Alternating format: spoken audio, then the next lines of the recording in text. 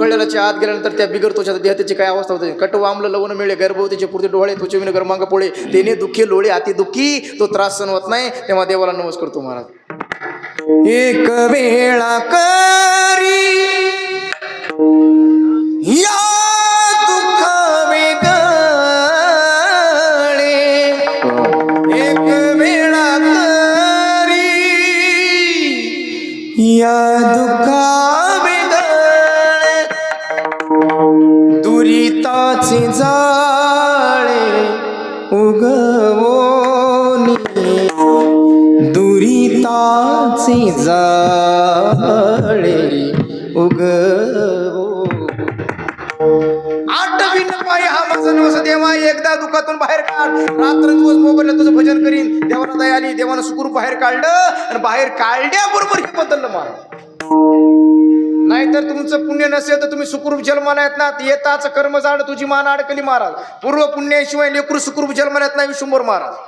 हो पण बाहेर पडल्यानंतर देवाचा संवाद चालू झाला. देव म्हणला ए दादा काय देवा तू म्हणला होता ना काय भजन करीन कुठं आईच्या उदरात. ते म्हणत देवा कवा कवा कवा. लेकरू कसं रडतंय पोर एवढं बैमान आहे. गर्भपन मो हात जुडायो निकल गया बैमान अब तुम कब सुमरोगे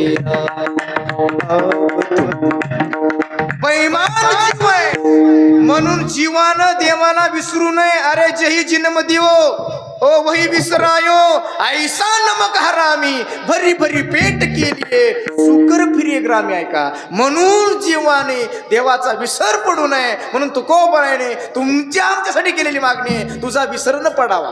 विसर नाही पडलं तर तुम्ही काय करणार. गुण गायन वाडी